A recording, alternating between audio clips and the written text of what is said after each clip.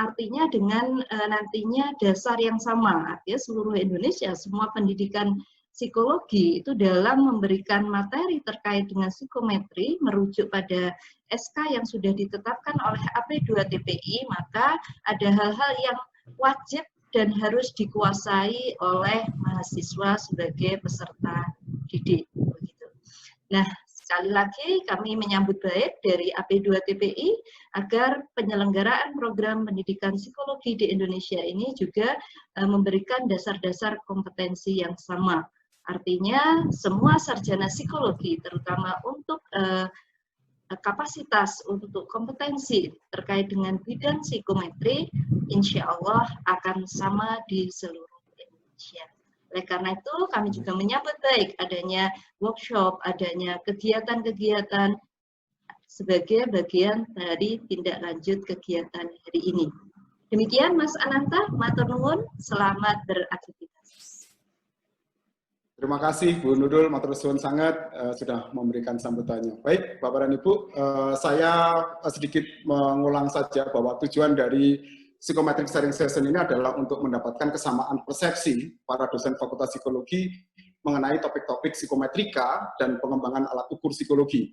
Ya, jadi diharapkan tadi sudah dijelaskan oleh Bu Nurul ada semacam kesamaan pandangan, baik dalam pengajaran maupun nanti pembimbingan skripsi, tesis, dan disertasi. Hari ini kita akan fokus pada S1 yang kita anggap sangat penting karena nanti bisa untuk benchmarking untuk S2 dan S3 ya, terkait dengan bahan kajian mata kuliah psikometrika, konstruksi tes, mata kuliah sejenis.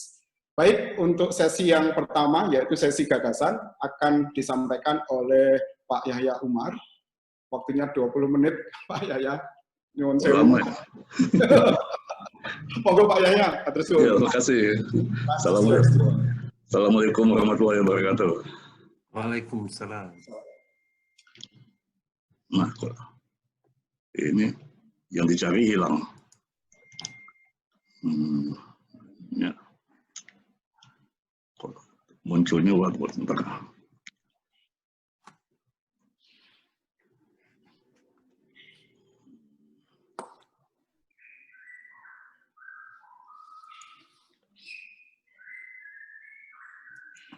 Sorry nih Kak, tadi udah saya siapin kok hilang lagi. Mungkin unprocessed Pak.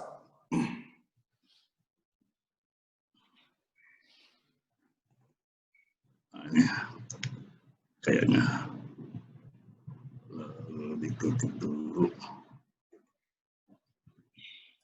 Sudah keluar sedikit? Sudah keluar dikit ya. Nah. Mana tadi kok hilang lagi? Masih gaptek nih. Ini sudah. Oh, ini di... Ini saya sudah share belum ya? Oh, stop share dulu deh. Nah, saya ulang lagi. Oke. Jadi, ini saya sebetulnya akan mulai sebenarnya yang lebih penting itu kurikulum statistiknya sebagai prasyarat untuk mengembangkan kurikulum untuk psikometrinya.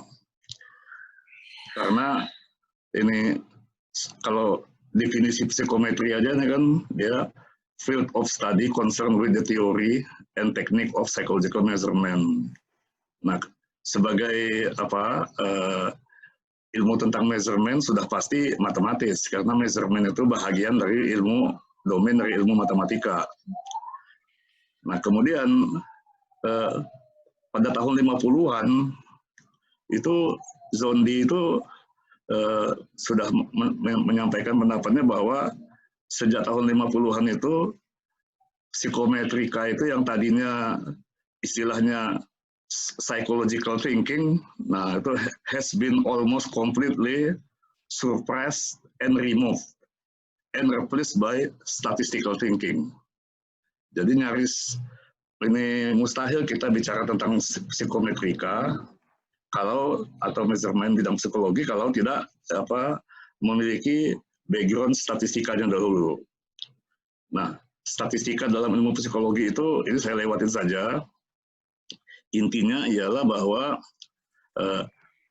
yang mayoritas dari penelitian yang ada kalau kita amati jurnal-jurnal psikologi di Amerika, Eropa, dan sebagainya, itu adalah juga penelitian kuantitatif yang mendominasinya. Artikel-artikel yang kita baca itu, terutama 70 tahun terakhir, seperti yang disampaikan Zondi tadi. Nah, apalagi kalau kita mau mempelajari dan mengembangkan psikologi yang akan dikategorikan sebagai behavioral science ya. Nah, lalu apa sebenarnya fungsi ilmu statistika ini di dalam psikologi? Saya mengidentifikasi itu ada 3, sehingga nantinya kurikulum tentang apa yang harus dipelajari dalam statistika dan apa yang harus dimasukkan di dalam psikometrika itu ya berbasis pada 3 ini.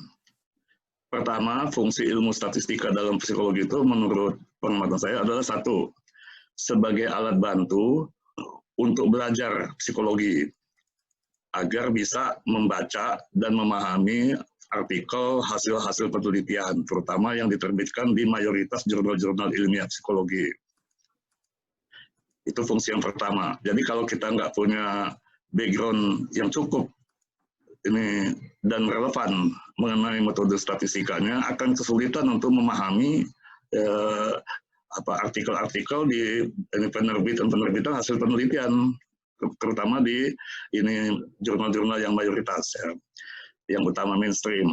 Kemudian yang fungsi kedua, selain statistika itu diperlukan sebagai alat untuk bisa membaca, untuk bisa belajar, statistika ini adalah juga berfungsi sebagai alat bantu untuk menganalisis data penelitian.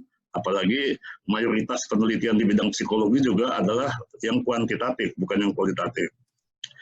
Nah, ini termasuk di sini juga kalau kita mau menganalisis dalam rangka pengujian secara empirik, misalnya teori psikologi.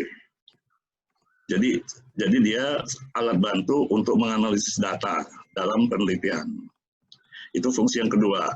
Jadi kalau yang pertama tadi misalnya mahasiswa itu supaya dibekali sehingga dia bisa membaca artikel jurnal dan sebagainya. Yang kedua ini adalah ini statistik sebagai alat bantu supaya nanti kalau nyusun skripsi, melakukan penelitian dan sebagainya, dia juga sudah punya bekal. Nah, fungsi yang ketiga dari mata kuliah statistika ialah sebagai prerequisite atau syarat mendasar agar bisa mempelajari ilmu psikometrika yang umumnya merupakan pemodelan statistika tentang proses pengukuran variabel laten. Dalam hal ini konstruk psikologi. Nah, jadi kalau kita misalnya mengajarkan psikometrika tapi waktunya bersamaan dengan mengajarkan statistikanya, ya nggak nyambung juga karena dia menjadi prerequisite. Jadi sebetulnya hanya mereka yang sudah menguasai teknik-teknik atau metode tertentu dalam statistika baru layak untuk ini mempelajari metode-metode psikometrika. Nah, dari 3 fungsi itu, maka metode statistika yang perlu diajarkan, terutama yang relevan saat ini menurut saya itu adalah ini pertama adalah statistika dasar. Nah, ini saya kira nanti terlalu lama kalau saya bahas isinya. Tapi yang jelas itu ada konsep dasar, kemudian ada statistika deskriptif dasar, lalu statistika inferensial dasar. Nah, ini yang perlu dimiliki untuk mempelajari statistika yang di atasnya. Nah, sudah itu yang diperlukan adalah analisis regresi linier. Karena mungkin lebih 80% dari artikel-artikel di jurnal-jurnal utama psikologi itu menggunakan pendekatan salah satu bentuk dari pasti itu regresi linier, karena analisis regresi linier ini merupakan analisis yang sangat generik ya. Walaupun nanti di dalam psikometri misalnya akan ada yang non-linear seperti item response theory, regresi logistik dan sebagainya. Nah, jadi kalau diberikan statistika dasar ini bisa menjadi landasan untuk bisa belajar analisis regresi linier itu. Dan kalau sudah memahami konsep tentang regresi linier, sebetulnya regresi yang non-linear juga dasar pemikirannya sama gitu. Yang beda kan cuma rumus-rumusnya aja. Nah, jadi ini nanti bisa digunakan untuk mempelajari suatu metode statistika yang tidak bisa dipisahkan selama 100 tahun terakhir ini dengan perkembangan ilmu psikologi dan perkembangan psikometrika, khususnya dalam hal pengukuran, uji validitas, dan sebagainya. Apa itu? Yaitu analisis faktor. Jadi, kalau kita membaca artikel jurnal dan sebagainya dalam rangka uji validitas konstruk, sudah nyaris dipastikan sekarang itu akan menggunakan analisis faktor ini. Nah, zaman dulu karena mungkin belum ada software yang canggih dan analisis faktor juga belum berkembang, hanya bersifat eksploratorik yang tidak diakui oleh orang bidang statistik sebagai metode statistika. Sekarang kan sudah ada analisis faktor konfirmatorik yang jelas merupakan statistical modeling, model statistika yang disebut analisis regresi multivariat. Jadi bisa digunakan misalnya untuk ini menguji unidimensionalitas, menguji validitas konstruk dan sebagainya. Nah, itu syarat sebetulnya mata-mata kuliah statistika yang harus diberikan terlebih dahulu kalau menurut hemat saya sebelum memberikan pengantar psikometrika ini. Nah, kalau kita bicara tentang sebenarnya di dalam pengantar psikometrika itu apa yang mesti disampaikan, ya paling tidak itu landasan berpikirnya ya konsep dasar dan prosedur pengukuran atribut psikologi sebagai variabel laten. Gitu. Nah, di sini jelas kita menggunakan nanti analisis regresi, di mana ada variabel laten, misalnya kalau kita mau mengukur motivasi misalnya, maka ada variabel laten namanya motivasi yang akan menentukan tinggi rendahnya skor atau pilihan pada item. Kalau misalnya tes matematika gitu, ada variabel laten namanya kemampuan matematika yang akan menentukan benar salahnya jawaban pada soal matematika. Jadi itu konsep dasar tentang hubungan antara variabel laten dan variabel observe yang kita bisa amati dari item. Nah, di sini tentu saja ini kita mesti masuk ke definisi pengukuran jenis skala dan sebagainya, itu klasik ya. Nah, tapi dasar berpikirnya tetap ialah bahwa dimulai nanti dengan teori tes klasik, karena di riwayat sejarahnya seperti itu. Meskipun pada saat ini sebenarnya teori tes klasik ini terlalu banyak penyalahgunaannya akibat tidak diceknya asumsi yang mendasari dari skor mentah atau skor komposit yang diteorikan itu. Nah, jadi dengan modal statistik tadi misalnya dengan analisis faktor dan regresi, maka kita bisa melakukan pengujian dulu terhadap asumsi-asumsi, misalnya asumsi unidimensionalitas, asumsi paralelitas, asumsi lokal independen, dan sebagainya, atau tidak berkorelasinya residual dan sebagainya, itu harus dicek ketika kita membicarakan mau menggunakan teori tes klasik. Sebab kalau asumsinya tidak terpenuhi, dia tidak akan bisa bermanfaat sebetulnya. Nah, dan seterusnya. Jadi selain teori tes klasik, tentu nanti masuk ke RAS model. RAS model ini sebenarnya mirip dengan teori tes klasik, dia sama-sama menggunakan raw score ya. Hanya bedanya dia merupakan model probabilistik tentang skor item, dan dengan menggunakan conditional probability maka parameter ini soal misalnya tingkat kesukaran dalam hal ini misalnya bisa diestimasi terlepas dari sampel mana yang digunakan untuk mengestimasinya. Nah, lalu oleh orang RAS model dinamakan konsep ini sebagai specific objectivity dalam measurement. Nah, jadi kalau menggunakan RAS model, dia ini diklaim sebagai bukan model statistika, tapi model measurement. Artinya, data yang tidak sesuai dengan modelnya, ya nggak usah dipakai, gitu. Nah, sedangkan kalau statistical model seperti nanti IRT misalnya, dia akan menambah atau mengurangi parameternya supaya bisa cocok dengan data itu, datanya nggak dibuang. Nah, ini agak khas ya, jadi apa namanya RAS model. Saya kira itu perlu disampaikan gagasannya, bukan bagaimana cara menghitungnya. Nah, kemudian ini dia sebagai model measurement, lalu ada teori item response theory yang merupakan pemodelan statistika. Ya. Saya kira itu yang apa namanya, yang menjadi topik-topik khusus di dalam pengantar psikometrika. Nah, bagaimana penyusunannya? Saya punya saran begini, yaitu sesuai dengan fungsi statistika sebagai alat belajar, alat analisis data, dan prerequisite untuk belajar psikometri, maka pertama sebaiknya mata kuliah statistika diberikan paling awal agar dapat memfasilitasi proses belajar ilmu psikologi. Minimal 3 tingkatan, yaitu statistika dasar, analisis regresi, dan analisis faktor, yang diwajibkan pada semester 1, langsung kedua, langsung ketiga. Sehingga pada semester keempat, nanti sudah bisa belajar psikometri. Nah, topik seperti ANOVA, ANCOVA, dan sebagainya, sebaiknya disampaikan sebagai kasus dalam rangka analisis regresi yang bersifat generik.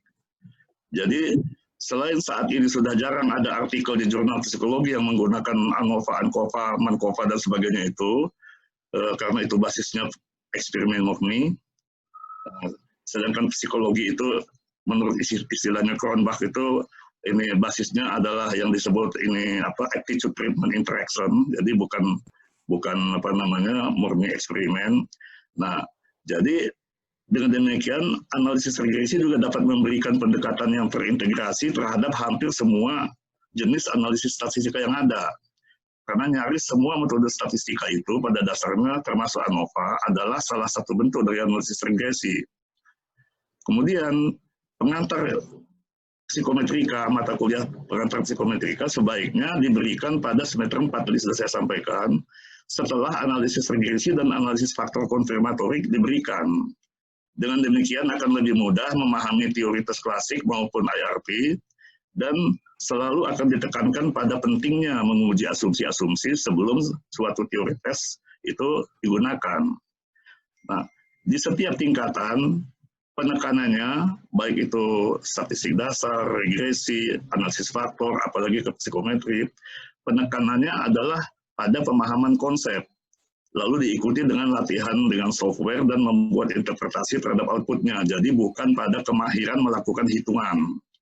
Nah, buku-buku statistik kita umumnya masih menggunakan pendekatan hitungan yang justru membuat orang jadi kehilangan insight gitu. Ini ketika belajar statistik itu. Bahkan ada yang jadi ini karena sudah nggak zamannya lagi jadi salah. Sebagai contoh misalnya, masih banyak buku-buku statistika masih mengacu kepada Guilford tahun 50-an, sehingga misalnya menghitung mean itu, rata-rata hitung itu, misalnya dengan menggunakan data yang bergolong, dengan data yang pakai interval class. Nah, kalau seperti itu, yang dirumuskan sebagai ini mean sama dengan sigma F kali X, di mana F adalah frekuensi banyaknya kasus dalam interval class tersebut, dikalikan titik tengah interval class-nya, jadi sigma F(X) per N.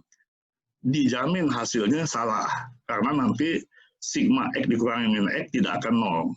Nah, padahal min itu berfungsi sebagai titik 0 dalam pengukuran ini dalam statistik. Artinya, meskipun kita sudah punya ukuran dalam skala rasio sekalipun, ketika dianalisis dengan statistik, tetap saja kita rubah titik 0-nya itu menjadi min, yaitu X dikurangi min X.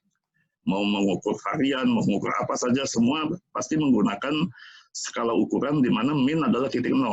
Jadi kalau X-nya sama dengan min X, dia 0. Karena semua dikurangkan dari min X. Nah, cara ini pendekatan melakukan perhitungan juga bisa dicontohkan misalnya sehingga orang malah kehilangan insight-nya. Misalnya mau menghitung jumlah kuadrat. Jumlah kuadrat itu kan kalau variabel X, sigma X dikurangi min X dikuadratkan. Nah, zaman dulu waktu belum ada komputer kan ngitungnya ini sigma kuadrat jumlah kuadrat sama dengan sigma X kuadrat dikurang sigma X dalam kurung dikuadratkan bagi N. Nah, itu kan orang kehilangan insight, dan itu diperlukan zaman dulu karena harus ngitung. Nah, zaman sekarang kan komputer, SPSS ngitungnya kan nggak begitu, kita terima jadi aja. Berikutnya, dengan cara seperti ini, nyaris tidak ada juga yang cemas menghadapi statistik. Justru mahasiswa lebih percaya diri karena tidak ada ngitung-ngitung secara manual. Nah, pengalaman di UIN Jakarta, kami memerlukan waktu 2 tahun persiapan, terutama untuk ketersediaan dan kemampuan dosen pengajarnya sebelum kurikulum seperti ini diterapkan.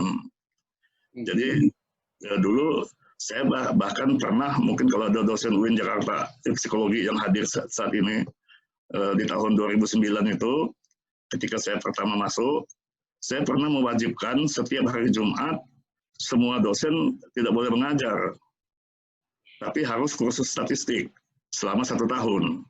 Nah, baru setelah tahun ketiga kurikulumnya diterapkan. Nah, jadi dalam hal ini mungkin sebagai yang terakhir itu bisa ditargetkan misalnya dalam waktu 5 tahun, kalau ini memang ingin seperti ini yang ditempuh, ya seluruhnya bisa telah menerapkan sehingga kualitas lulusan lebih merata dan terutama dalam melakukan penelitian, kemampuan penelitian.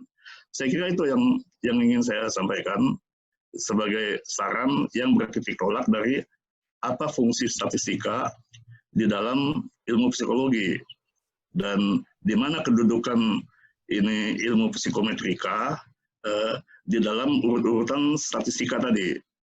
Saya kira sementara demikian. Ini mungkin mohon maaf kalau terlalu panjang dan kalau kurang sistematik. Tapi poin-poinnya nanti bisa saya kirimkan. Ya.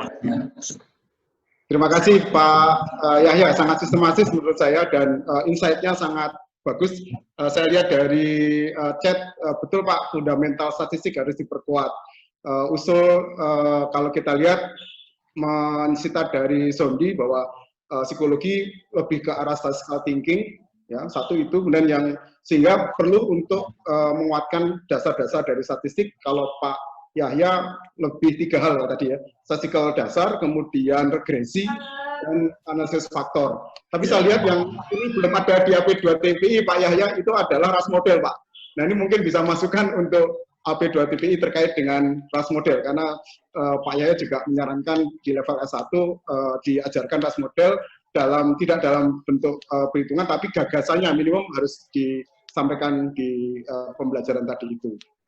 Kemudian juga yang saya juga penting yang ketiga adalah konsep banyak yang salah lebih ditekankan pada hitungan, gitu kan. Tapi kalau menurut Pak Yahya konsep, kemudian latihan software dan juga dilatih di interpretasi.